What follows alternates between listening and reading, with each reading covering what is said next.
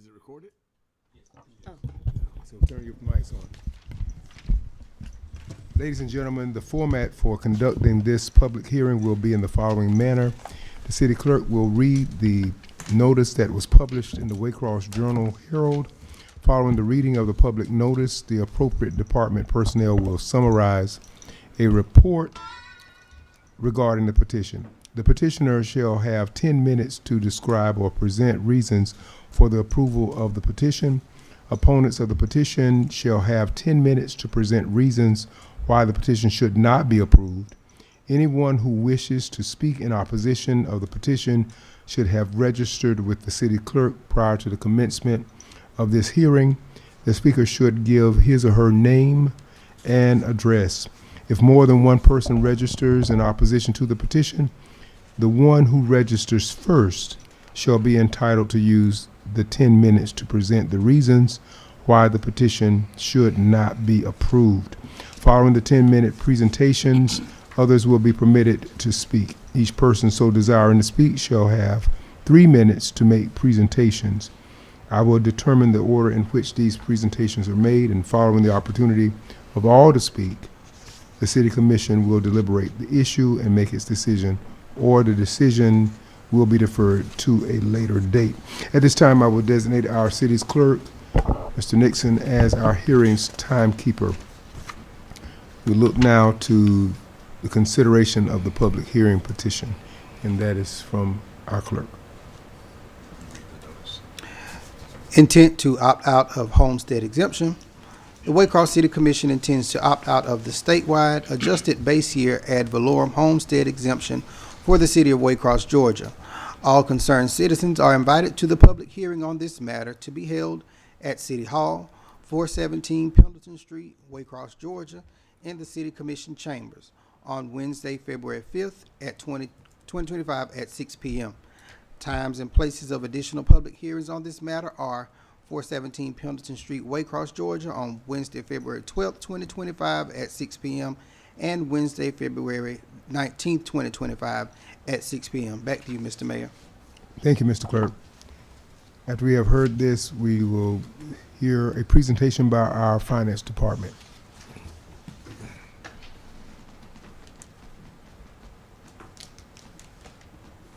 Good evening, Mr. Mayor and Commissioners. Good evening.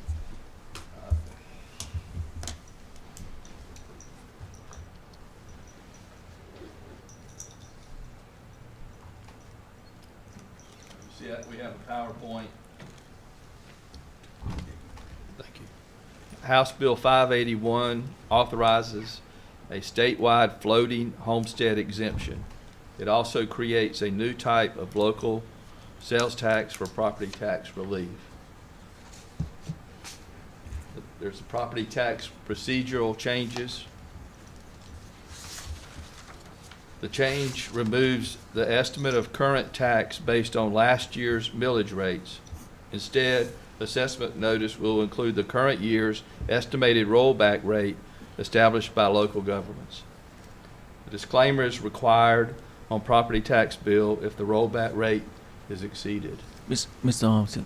Let the we have some people watching. Can you let that stay for a little bit because so they can read it? Thank you.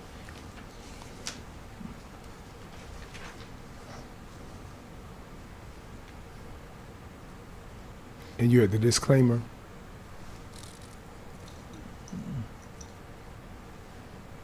Shall I proceed? No, the mayor had a question. I'm sorry. Yes, sir. So are you talking about, now you're at the part where it just talks about a disclaimer is required on the property tax? Right. If the rollback exceeds, sorry, if the rollback rate is exceeded, there's a disclaimer. Yes, sir.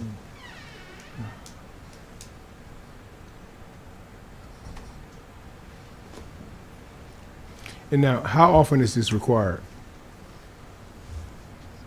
Annually, the property taxes will be determined, and similar to the way it is now.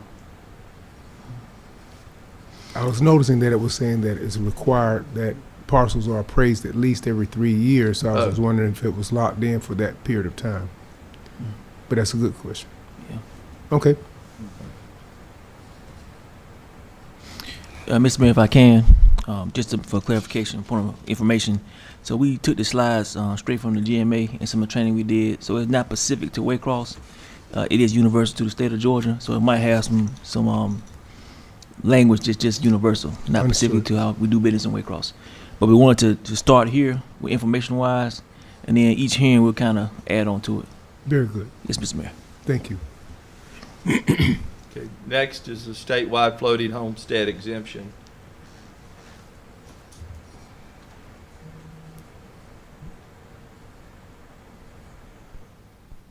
This establishes a statewide floating homestead exemption that allows assessment of homesteaded property to any rise annually at the rate of inflation. So in other words, a rate of inflation will affect the appraised value.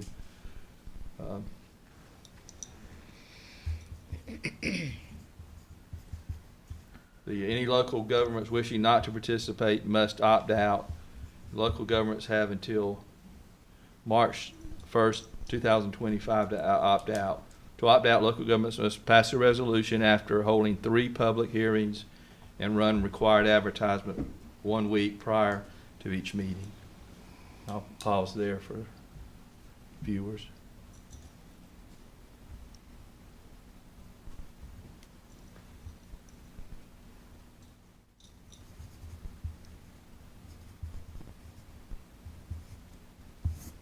Thank you. Next is, there's a new local option sales tax and local sales tax revisions. This House Bill 581 creates a new local option sales tax for counties and cities.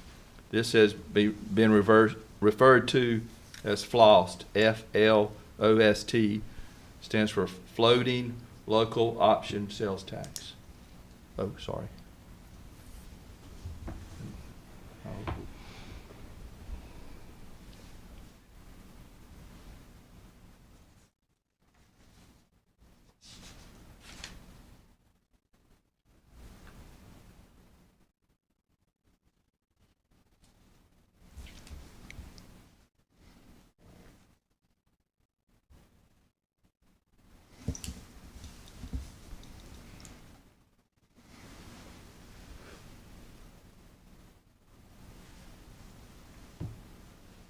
Okay.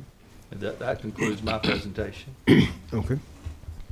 Do we have anyone in support or in opposition to this tonight? Not at this time, Mr. Mayor. Okay, very good. So mainly tonight, it was just to make a presentation so others could hear. Do we have any additional thoughts or ideas that need to be mentioned, maybe from our attorney or anyone? I'll hand over to the city attorney here shortly, Mr. Mayor. This was just, once again, just we have put this information out quite a few times already. We were hoping that some citizens would take part in the hearings just to get their feedback. Tomorrow we're gonna post these slides online and a few more other links so they can go to those links and get a better understanding, hopefully, of what this bill is proposing. And then hopefully the next hearing next week, we'll have more participation from some citizens on what decision they would like for the commission to make. I think we've been corresponding on this for a few months now, so there is one direction that we will recommend, what city attorney will recommend to you during the last hearing right now. But the goal right now is to make sure that the public is as educated as much as possible over the next couple of weeks, so that way they can kind of voice their concerns and opinions before a decision is made. And So just asking a question along that line, will there be opportunity for them to respond or even ask their questions online? Yes. Say, for instance, once this is posted, maybe they can put something in the, I don't want to say chat, but in the message so that we'll know specifically what they're concerned about and be able to address it by our next hearing. Yes, Mr. Mayor. Okay. And we might answer some of those questions online, but they'll definitely be at the next hearing. They'll be brought up publicly so they can go on record. Very good. And like I said, we put the first briefing up or link to the briefing slides maybe a month ago in early January. So didn't get a lot of feedback on that as well. Like I said, we're hoping that everybody starts kind of gravitating to this process because it will be opt in or opt out. It's going to be life after that fact. So we don't want them to have to come back after the fact, trying to figure out things. And once again, and Mr. Mayor, you know this already, this briefing here and the city page is the only page for the correct, the most updated correct information, because these are the decision makers that will be making these decisions. So it's very vital that citizens kind of come here if they want to really take part in the overall decision. Very good. And with that, Mr. Mayor, I pass it over to the city attorney. Thank you. Mr. Mayor and Commissioners, I'll just make some brief comments about House Bill 581. Of course, it is designed to limit the annual assessment increases on homestead property. And as the City Finance Director indicated, those increases will be limited to the rate of inflation based on the Consumer Price Index that's determined by the Georgia Department of Revenue. What the legislature decided to do was, starting in 2024, if a local government opts in, the valuation of your property will be determined based on its 2024 value.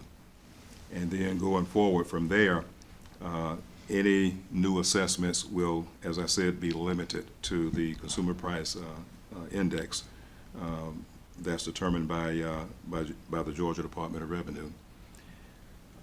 Ware County and the city of Waycross are in a unique position with regard to determining homestead value, because back in 2002, when Representative Mike Boggs was in the legislature, he introduced legislation to put a freeze on homestead valuation for Ware County.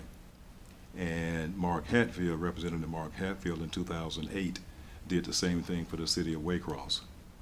And those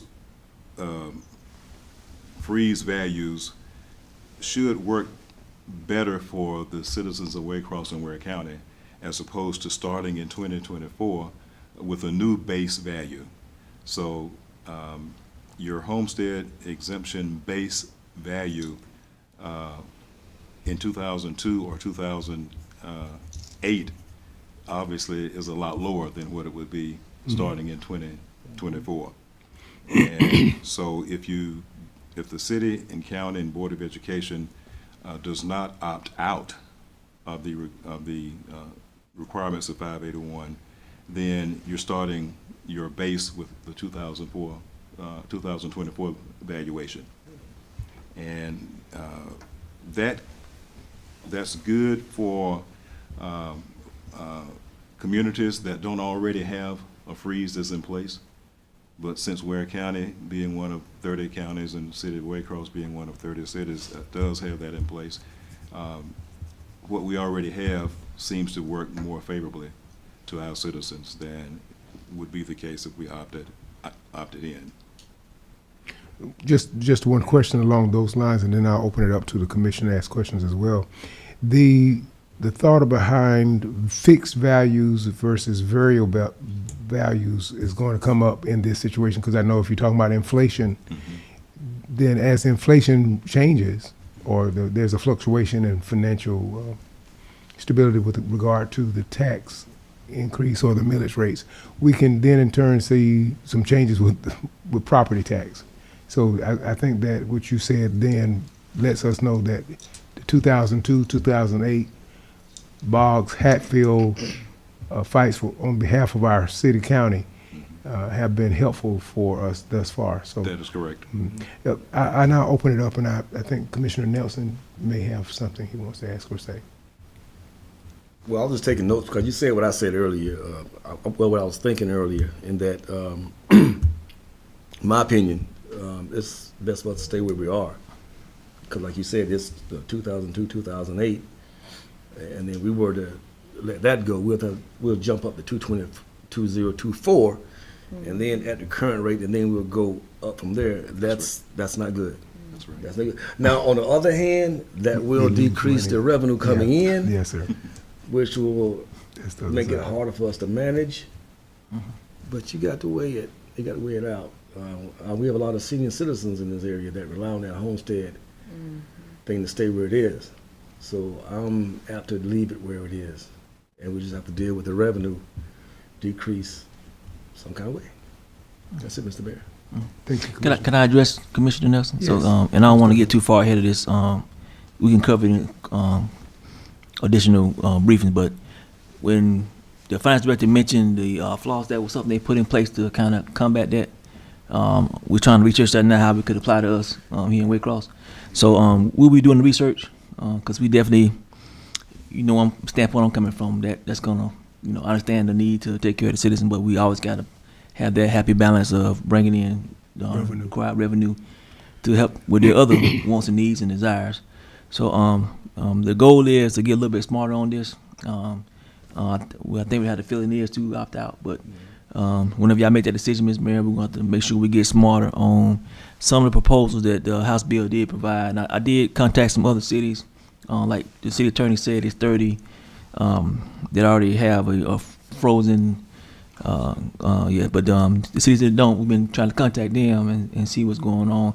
I would say that the citizens, we've mentioned CPI here at least 1,000 times over the last 90 days. So they CPI index, they should really start researching that so they can really understand some of these discussions. We throw terms around. Definitely over the next 6 months, they can really understand what we're saying. So we'll make sure that we probably, I'll get with the director on this and just see, can we do some terms, some definitions and terms too, because there's a lot of stuff we throw in here, and we'll try to put that online as well. And at the same time, all we can do is put it online and have these meetings. I know maybe some of the commissioners planning to do town halls on this as well, but it's a lot. It's a train coming real fast. Not a train, but we only got with a few dates coming right now. So we'll try to squeeze it in whatever they want to, and then after the fact, the question will come up a lot about the creating of additional revenues to other sources. So. Very good. I'll open this up to the other commissioners. Now, District 1, did you have anything? No, sir. And District 2? No, sir. Okay. Just looking in District 5 does have some more. Yes, in reference to the floss, we don't have any, I guess you could say, definitions of what's going to be, what that money would be used for if we ask for that 1 penny increase, if it's 1 penny increase. I'm assuming it will be. So will we be strapped with the guidelines of having to designate what that penny is for? Because we're going to be hurting. I mean, there's no doubt about it. We're going to be hurting. But I was just wanting to know if you heard anything about what the guidelines are within that floss. Yeah, honestly, Commissioner, I did not go that far. Okay. I was just trying to make sure I understood, like, city attorney, just, the pros and cons of just opting in and opting out. And then once I made a decision, then I was going to get with the finance department, kind of go into that in detail. Like, the already other cities just are definitely going to opt in because it benefits them the same way that opting out probably benefits us. So we're definitely going to be in coordination with them to see how that kind of works. Because it is going to be detrimental that we figure out something after that. Yeah.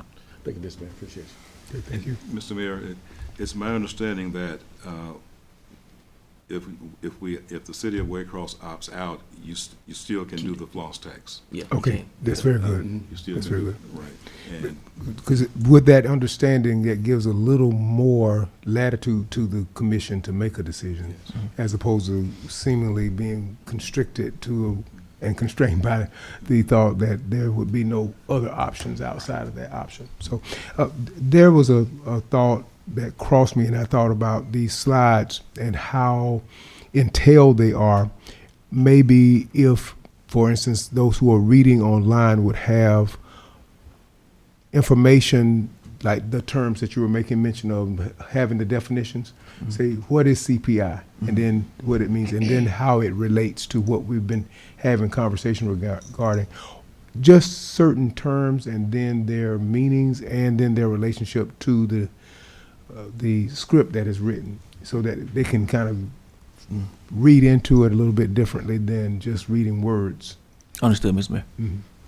But this, I commend the department for having put this together like this, and to you, thank you so very much for making it happen for us today, so that when we come into the hearing, we do have some visuals and along with the vocal work that you're doing. Thank you. Is there any other consideration for tonight, or do we need to adjourn this meeting and wait to our next meeting?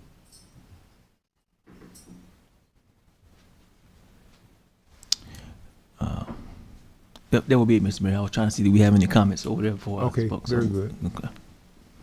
Did we have any questions or comments at this point? We don't, Mr. Mayor, but like, I'm pretty sure once they go back and look at this video, they'll come back and we will update the presentation with definitions and terms. And so it won't be out tomorrow, but probably at least Friday should be out with the updated terms. And like I said, we have 2 more hearings. Hopefully we get more participation with those, because once it's done, it's done. Yes, sir. And then, you know, the question that Commissioner Nelson has asked, we should have some feedback for that, at least by the 3rd, definitely by the 3rd hearing. I'm confident with that. So, and we'll keep on educating, you know, the citizens, and we'll try to put some more information. There's multiple links. Some of it can be confusing. So, like I said, I will not pretend like I'm a super expert. But I will just advise everybody. GMA has the website is pretty good on it. I think the HHGMA, it's another website. ACCG. They have a pretty good one as well. And of course, you can go to the Georgia State Legislative site, and it's there as well. I think once you read it, you know, 10 to 15 times, it'll kind of sink in. I do know because it's the citizens' money, they'll figure it out. I mean, what's most important to them? Definitely the freeze, as the city attorney mentioned, because that's a very critical part of it. So, Very good. Well, if that is all that we have for now, I know that there's a class coming up in just a little bit, so I'll entertain a motion for adjournment. Move for approval. We have a motion for adjournment from our Commissioner Nelson. Is there a second? Second. We have a second from our Commissioner Bennett. All in favor, aye. Aye. All opposed, no. Motion carries. This meeting is adjourned. Thank you so very much, everyone. You can turn off your microphone.